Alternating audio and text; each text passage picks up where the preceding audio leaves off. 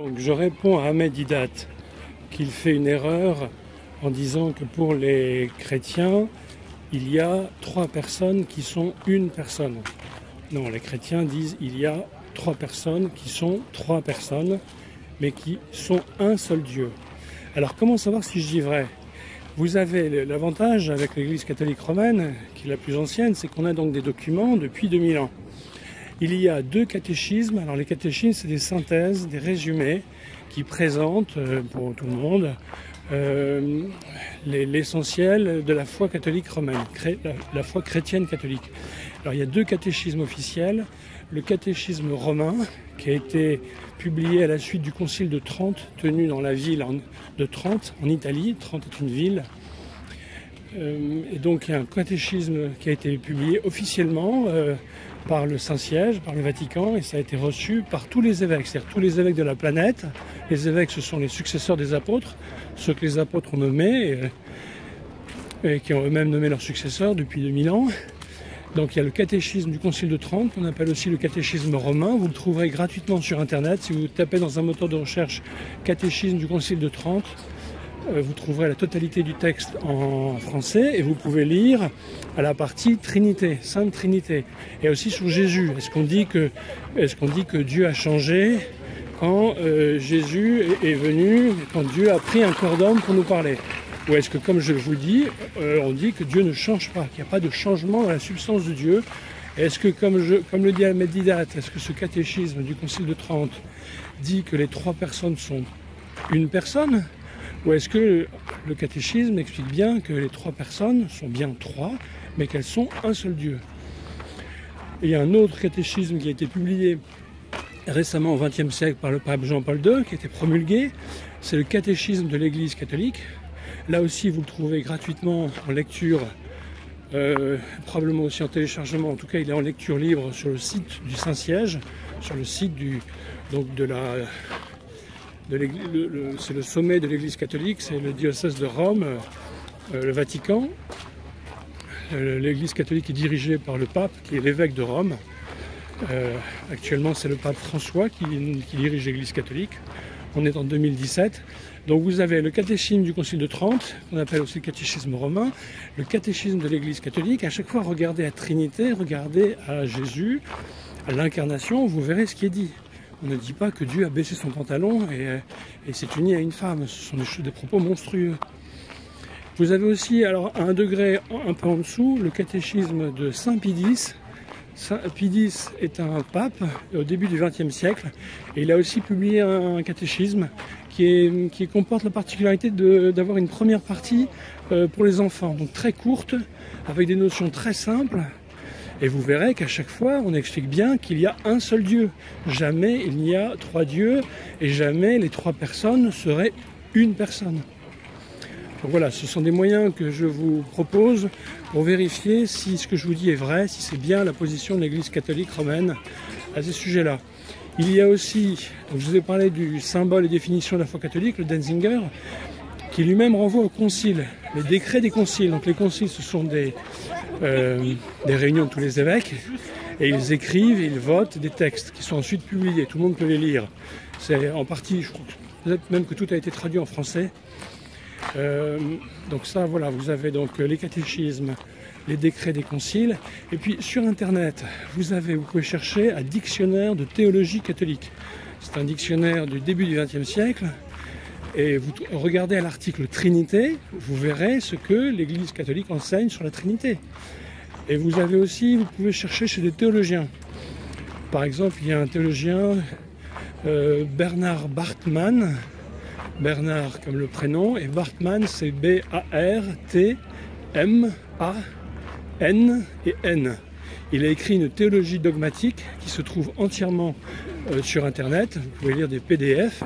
Allez voir les arguments pour lesquels l'Église catholique croit et enseigne que Jésus est Dieu et vrai homme. Et allez lire aussi ce que dit l'Église catholique sur la Trinité. Et vous verrez que ce n'est pas du tout ce que dit Ahmed Didat, ni Ghazali, ni le Coran. Alors pourquoi l'islam contient de telles erreurs? Mais c'est parce que quand l'islam est né en Arabie au VIe siècle. Et à cette époque-là, à l'époque, il y avait 600 évêchés dans la région, mais c'était des évêchés qui étaient tenus par des évêques hérétiques, qui ne croyaient plus en la divinité de Jésus. Donc on trouve, et qui avaient des fausses conceptions, visiblement les scribes ou les personnes qui ont servi à collecter l'information pour le Coran avaient une information déformée qui était fausse au sujet de la croyance des chrétiens. Et on les retrouve dans le Coran. Moi, c'est bien pour ça que je suis sûr que c'est pas Dieu qui a demandé, qui a dicté le Coran, parce que Dieu est omniscient, il connaît tout, et quand il parle d'une religion, il ne fait pas des erreurs aussi importantes. Je ne dis pas ça pour vexer ou blesser les musulmans, j'explique simplement cet argument en réponse à Ahmed Didat et à d'autres, parce que j'ai vu encore d'autres nouveaux musulmans qui croient que les chrétiens enseignent que les 3 personnes sont une personne. Et d'ailleurs, à propos de témoignages d'anciens, de nouveaux musulmans qui se disent anciens chrétiens, j'en ai vu 2 qui ne croyaient pas que Jésus fut Dieu. Ils nous disent « je suis un ancien chrétien devenu musulman », mais quand ils racontent leur parcours, ils disent « j'ai toujours compris que Jésus n'était pas Dieu ». On ne peut pas être chrétien si on pense que Jésus n'est pas Dieu. C'est une question c'est tout à fait contradictoire.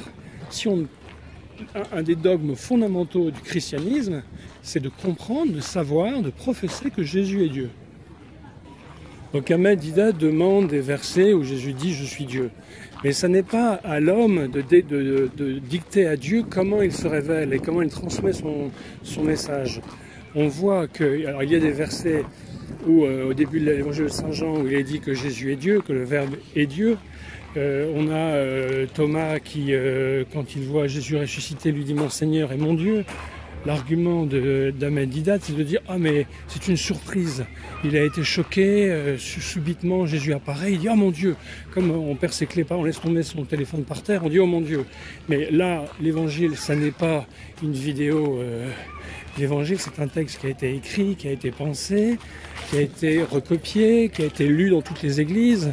Et on trouve dans l'Apocalypse, au moment où Jean voit l'ange qui lui parle, il se prosterne pour l'adorer. Et l'ange lui dit « Ne m'adore pas, je ne suis qu'un créateur, je suis un serviteur. Je suis qu'une créature, pardon, je suis un serviteur. » Dans l'évangile, on voit que Thomas adore Jésus et Jésus ne fait rien pour le dissuader. Alors, comment comprendre que, là, je vais vous donner quelques arguments en vrac. Jésus donc fait des miracles, mais c'est la manière de faire des miracles. Il commande à la nature comme en tant que Dieu. Il ne demande pas à Dieu de faire quelque chose pour lui. Il ordonne à la tempête de s'apaiser. Il maîtrise tous les éléments, il marche sur l'eau, il multiplie la nourriture.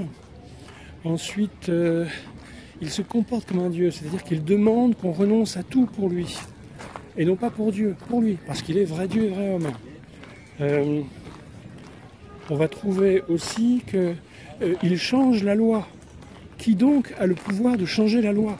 De sa propre autorité, il dit « on vous a dit ceci, et moi je vous dis cela ». C'est notamment le chapitre 5-6 de l'évangile de Saint Matthieu. C'est ce qu'on appelle le sermon sur la montagne. Et il pardonne des péchés en son nom, pas au nom de Dieu. C'est-à-dire qu'il ne dit pas Dieu, pardonnez-lui ses péchés. Il dit moi, je te pardonne tes péchés. Alors Saint Jean Chrysostome explique pourquoi, pourquoi Jésus n'a pas avant sa passion dit carrément je suis Dieu, adorez-moi. Parce qu'à un moment dans l'évangile, Jésus est fâché contre les gens de Capharnaüm, parce que Jésus habitait souvent à Capharnaüm et qu'il a fait énormément de miracles là-bas, et que les gens ne se sont pas convertis. Et l'évangile dit, si les gens qui sont à Tyr et à Sidon, et Tyr et Sidon ce sont des villes côtières du Liban, des villes de païens, et qui étaient commerçantes. Jésus dit, si les miracles qui avaient eu lieu à Capharnaüm avaient eu lieu à Tyr et à Sidon, les gens se seraient convertis. Donc on a envie de lui dire, bah oui, mais alors pourquoi t'es pas allé faire tes miracles à Tyr et à Sidon? Et Saint Jean Chrysostome répond la chose suivante, c'est que si effectivement il avait fait ces miracles à Tyr et à Sidon, les gens se seraient convertis, on aurait dit oui, celui-là est Dieu. Mais après, quand ils auraient vu l'abaissement de la passion, toutes les choses horribles, les tortures, la flagellation, le couronnement d'épines et la mort d'esclaves sur la croix, qui était la mort la plus immonde. À l'époque, c'était vraiment réservé aux esclaves, c'est une mort horrible. Ils auraient perdu la conviction que Jésus était Dieu. Ça aurait été trop difficile pour eux de comprendre que Dieu puisse accepter de telles humiliations. Et malgré les miracles qu'auraient fait ensuite les apôtres, ou même Jésus ressuscité, mais il n'aurait plus été capable, il n'aurait plus été possible pour ces païens, ou ces gens qui auraient compris que Jésus est Dieu, de revenir à leur foi, de comprendre à nouveau que Jésus est Dieu. Donc c'est pour tenir compte de la faiblesse humaine que la divinité a été manifestée encore plus clairement après la résurrection. Et pour ce qui est de dire que, par exemple, pour montrer qu'on est marié, il y a plusieurs manières de faire comprendre qu'on est marié. On peut dire « je suis marié », mais on peut aussi dire « voilà ma femme, voilà la photo de ma femme, voilà mes enfants ». Si on veut prouver qu'on est milliardaire, on peut tout simplement dire « je suis milliardaire, je possède 10 milliards », mais on peut aussi le faire comprendre de manière détournée, en disant « tiens, voilà mon jet, voilà mon yacht, voilà les palais que je possède ». Voilà toutes les voitures de luxe que je possède, voilà les bijoux que je possède, et les gens comprennent de manière indirecte qu'on a affaire à un milliardaire. Donc Dieu s'est servi de cette manière indirecte, cette manière pédagogique indirecte, pour faire comprendre qu'ils avaient en face d'eux, plus que le Messie, plus qu'un homme, ils avaient en face d'eux quelqu'un qui est véritablement homme et véritablement Dieu. Alors, autre argument, les musulmans ne comprennent pas, à un moment dans le Coran, Allah s'adresse aux créatures humaines en les appelant mes esclaves. Mais donc les musulmans ont du mal à comprendre la relation d'amour que Dieu a voulu instaurer avec l'humanité. Et la croix, le fait que Jésus est venu vivre comme nous, avoir faim, se fatiguer, marcher, enfin, avoir toutes les difficultés qu'un homme a, sauf le péché, c'est parce que le plan de Dieu, c'est de susciter en nous son amour. Dans l'islam, on obéit, on est soumis. Alors beaucoup de musulmans en fait sont marqués par le christianisme et parlent de Allah qui serait amour, d'amour dans l'islam, mais ça c'est vraiment d'abord tout à fait nouveau. L'islam est il se considère comme des esclaves, comme des serviteurs, alors que Jésus, Dieu, aspire à ce qu'on l'aime d'amour. Et réfléchissez en vous-même, pourquoi aimez-vous vos parents ? Ou pourquoi aimez-vous quelqu'un? On aime quelqu'un qui nous a sauvé la vie ou qui a fait beaucoup de choses pour nous. Et donc Jésus est venu souffrir pour susciter dans le cœur humain, qui est mauvais, hein, dans l'évangile Jésus dit « vous tous qui êtes mauvais », le cœur humain est marqué par le péché originel, le cœur humain est mauvais, il est incliné au mal et à l'erreur, et c'est pour toucher ce cœur humain de compassion que Jésus a pris un corps pour venir avec nous, pour souffrir avec nous, pour nous montrer l'exemple. Quand Jésus prie la nuit entière, c'est pas parce qu'il a besoin, lui qui est vrai homme et vrai Dieu, de prier. Il a prié pour nous montrer l'exemple. Il a vécu comme il nous demande de vivre. Mais là, le secret désir de Dieu, c'est que l'homme le choisisse d'un amour de préférence, que l'homme l'aime, suive ses commandements par amour. Alors c'est un mystère, parce que Dieu n'a pas besoin de l'homme, n'a pas besoin de la louange de l'homme, n'a pas besoin de l'amour de l'homme. Dieu est parfait, il est autosuffisant. Je ne sais pas si c'est correct de dire ça, mais en tout cas, il y a aussi un mystère, donc quelque chose qui n'est pas stupide, quelque chose qui n'est pas irrationnel, mais qu'on ne peut pas comprendre. C'est ce désir de Dieu d'être aimé par nous, c'est quelque chose de sublime.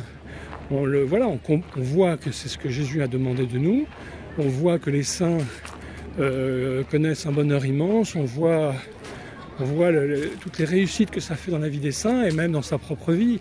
Quand on aime, quand on se donne, quand on veut le bien, aimer c'est vouloir le bien de l'autre au-delà de la sensualité ou de l'intérêt.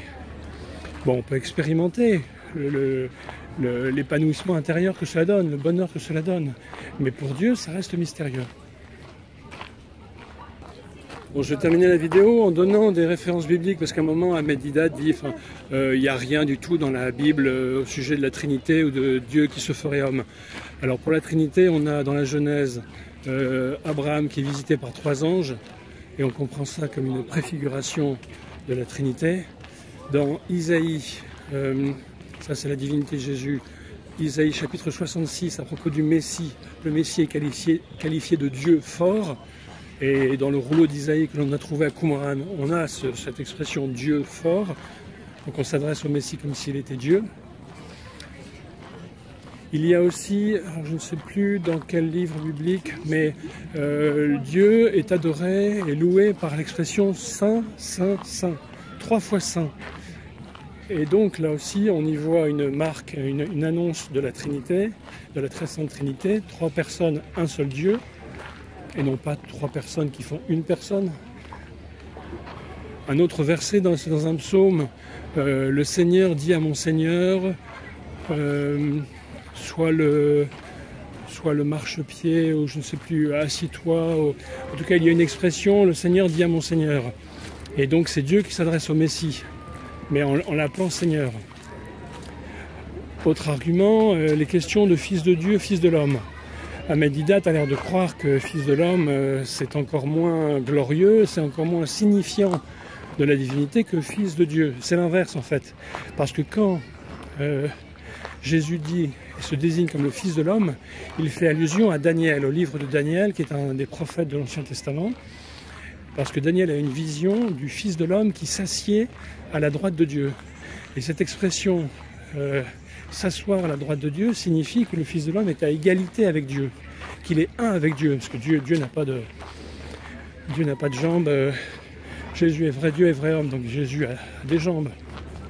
Mais ce qui a des jambes, c'est l'humanité de Jésus. La divinité n'a pas de jambes. Cette vidéo est placée sous copyleft, tout le monde peut la recopier et l'utiliser gratuitement. Et elle est pour le compte de vidéos sur internet musulmans devenus catholiques.